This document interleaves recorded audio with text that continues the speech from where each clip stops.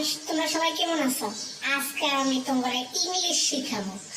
বাংলাদেশের মানুষের ইংলিশ কি মনে হয় এটা আজকে তোমরা শিখাবো।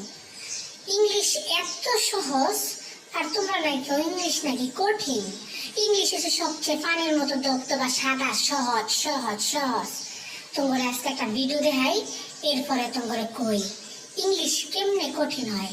ইংলিশ সব থেকে সহজ, বাংলা লগে মিশিয়ে দিলে ইংলিশ হয়ে গেছে গা। তুমি এত গর্জিয়াস ভাবে সাজছো কেন? কারণ মাই হাজবেন্ডের বার্থডে, তাই তো বার্থডে স্পেশাল করে সেজেছি। স্পেশাল করে এত গর্জিয়াস করে সাজে না ও মনে? সব সময় আমাকে আল্লাহ বেরিয়ে কইলো কি মাই হাজবেন্ডের বলে বার্থডে, এটা কি ইংলিশ হইলো? এটা কোনো ইংলিশ হইলো? ভাই মানলাম তুই ইংলিশ পারস না, ইংলিশ না কবি, বাংলায় সুন্দরভাবে বুঝাই কবি। আজকে আমার জামাইয়ের জন্মদিন শেষ, তুই এনো বাংলা লগে ইংলিশ মিক্স কইরা উল্টা পাল্টা বানাইলাস। কারণ মাই হাজবেন্ডের বার্থডে, এটা আবার এর লাগাস কে লিগা? ইজ লাগাইতি আর লাগাইতি, যে এটা লাগাই দিতি।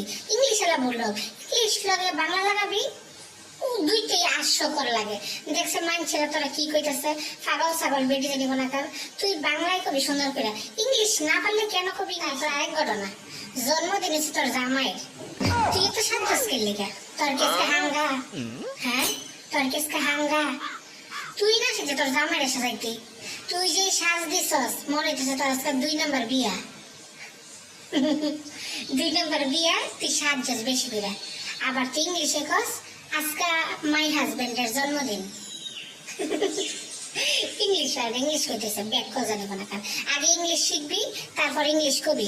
অনলাইনে ভুলভাল ইংলিশ কয়, আমরা ভুল শিখেছি, আমরা কি পারি না? আমরা সঠিকটা পারি দেখি আজকে তোর মোহের উপরে কইলাম। কারণ মাই হাজবেন্ডের জন্মদিন, এটা কিছু হয় না বোন। তুই আগে বাংলা শিখ, বাংলা শিখা বাংলায় ক, ইংলিশ তোর মারান লাগতো না। ফইনি জানিব না কার ফইনি। এই ছেলের নাম রয়েছে আরো সিনা, আরো মারো হতানি, এটা কোনো নাম হইলো? আচ্ছা যাই হোক, নাম দিছিস ভালো কথা। তোর জামাইয়ের জন্মদিন তুই পালন করবি ঘরের ভিতরে।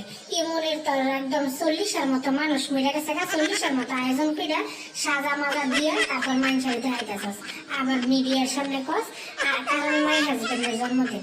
না পারলে না কবি, শেষ। তোরে কি কইছি ইংলিশে কইছি? এত স্মার্ট গিরি দিয়ে আজকে লেখা ফারস না কিছু।